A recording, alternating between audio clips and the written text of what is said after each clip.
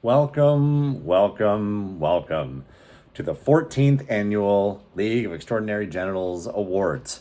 We've got so much talent in the room with us tonight. We've got former champions, perennial playoff guests, and then, of course, also Kevin, Jason, and Scott. Now, we'll get into the awards in just a moment, but first, we do have some housekeeping to take care of. Now, some of these awards were voted on by the league, and some were chosen purely by your esteemed commissioner. Pause for booze.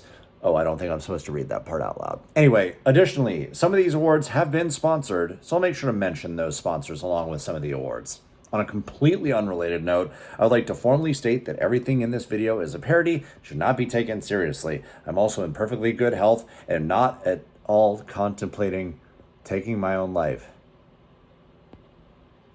Okay, that's weird. Anyway, let's get to our first award. This is the Lovable Sad Sack Award, voted on by LOEG members, and this is given to the league member that others want most to win a championship, likely because they feel bad for them. The winner, of course, is Dan, who appeared in the top 3 on 7 of the lists submitted by you all. Dan will not be delivering an acceptance speech for this award, but he would like everyone to know that they should go fuck themselves. Speaking of Dan, next award is the Dan is Going to Bust Award, sponsored by Jergens Lotion, voted on by league members, and it is given to the best trade of the entire year.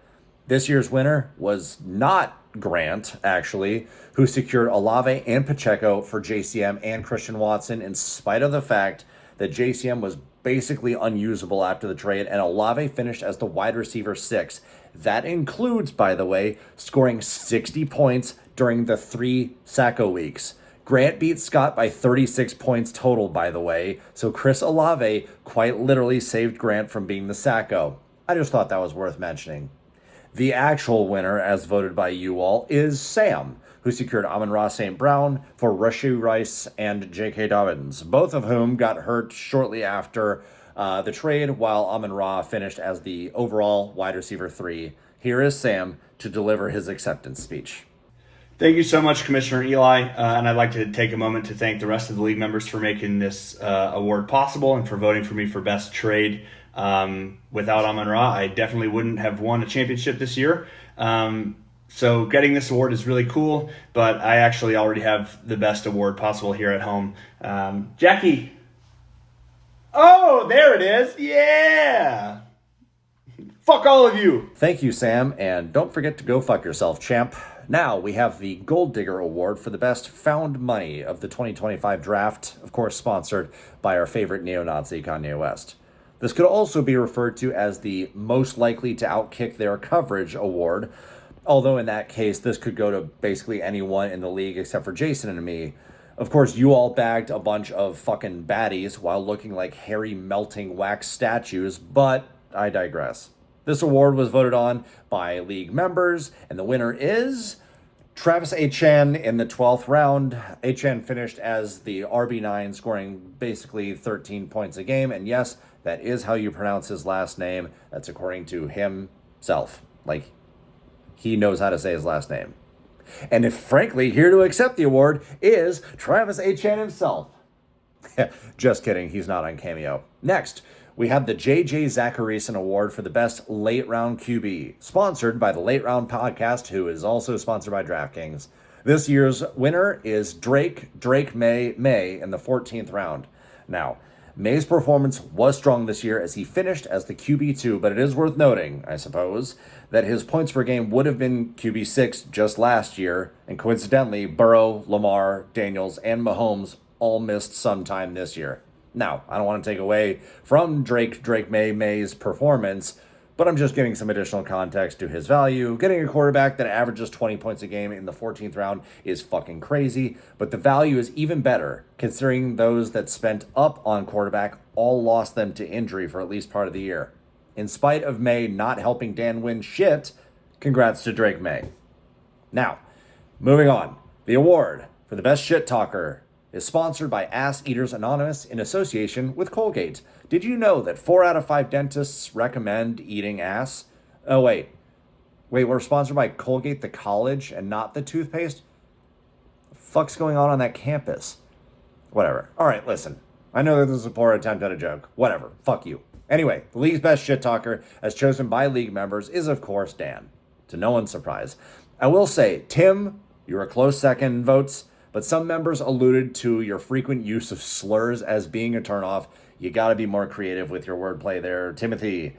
Anyway, Dan has an acceptance speech, but we're actually gonna save it until the end of tonight's awards.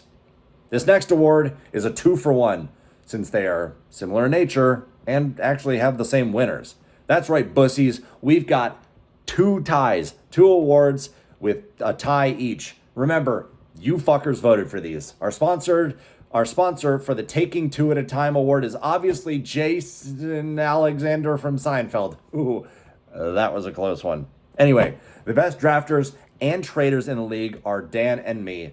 If you needed any more evidence that fantasy football is heavily dependent on luck, look no further than these awards. Dan and I both draft well, sure. We trade well, we manage our teams obsessively, and yet I have 3 championships and he has 0. I'm guessing in the long run, this is all going to come out in the wash. Like, the longer that we're a league and more people get a little bit of injury luck or bad luck and they win a time or 2 or lose a time or 2, right. But for now, LOL, eat my fucking ass. You all suck and I'm the best. Now, on to the next award, and on a very related note, the league obviously voted for me as the person who'd be the most fun to have as Sacco, likely because every punishment would involve something being shoved up my ass or shot onto my face. You know what? Being Sacco actually doesn't sound that bad. Anyway, it's worth noting that I didn't sweep the category, as Kevin and Jason each got a couple of votes. In fact, the next award, selected by me and sponsored by Go Fuck Yourself, is the Best Sacco Award. And frankly, I have to hand it to Jason. He was maybe the most fun Sacco of all, with the calendar shoot, dressing as Jasmine at Universal, learning and performing 3 songs on the recorder and playing them in public. That's fucking crazy. Here's Jason to accept the award that absolutely nobody wants to win. You know, it honestly doesn't surprise me in the least that I won this award, because frankly, most of your Sacco performances in the last few years have been underwhelming. Jacob lost and immediately quit the league to be a lawyer. Okay, convenient timing. Tim's hot dog suit was lame and he probably still wears it to bed. Not really a punishment. Don't get me started on Sam's Las Vegas Nothing Burger. The bar is low, is what I'm saying. It didn't take a lot of effort to win this award. I just kind of had to show up and take my punishment like a man. I don't really want the award. Fuck the committee. Fuck the commissioner. Fuck the academy. And fuck the rest of you.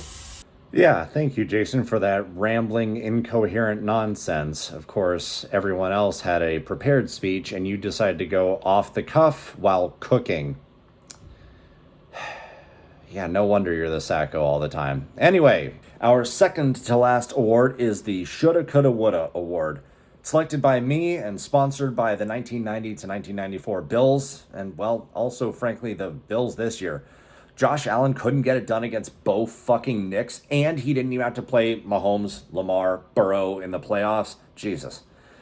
Anyway, this award goes to Chris. Chris had his second worst week of the entire year in the first round of the playoffs, scoring a paltry 103.92. That's crazy. Had he even gone close to his average, he would have gone on to beat Sam by nearly 50 in the championship.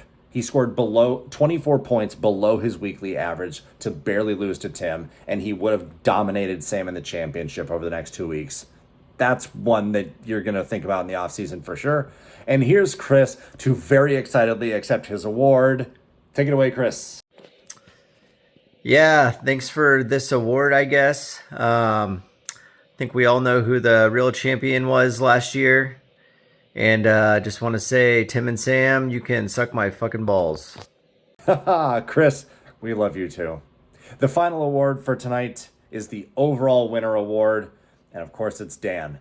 Dan, by the way, as a recap, to mention some awards that have been given and some that have not yet, Dan won Best Drafter, Trader, Shit Talker, Late Round Quarterback Award, and the guy that the league wants to win the most. Talk about a sweep. The only thing more satisfying for Dan would have been, well, a championship. Unfortunately for him, he has to actually earn that and not just have a bunch of morons fill in a Google form. Here's Dan to accept a whole bunch of awards. Wow. 3 awards from like some of my least favorite people in the world. This just really means so much, and there's so many people to thank, none of them which are you guys. I am definitely the best trader and drafter. Unfortunately, it hasn't resulted in a championship. So I guess I win that other award, which, you know what, I beat Scott, but that's fine. I got a lot of new kid energy heading into the year. Excited to get rid of that one. Continue to talk shit on all of you guys. Just ready for another great season. Thank you so much. I gotta go. I'm going to have a great night. Thank you, everybody. Thank you. Thank you all so much for joining tonight's awards. Stay tuned for another off-season recap coming sooner than you think, just like me, and go fuck yourselves.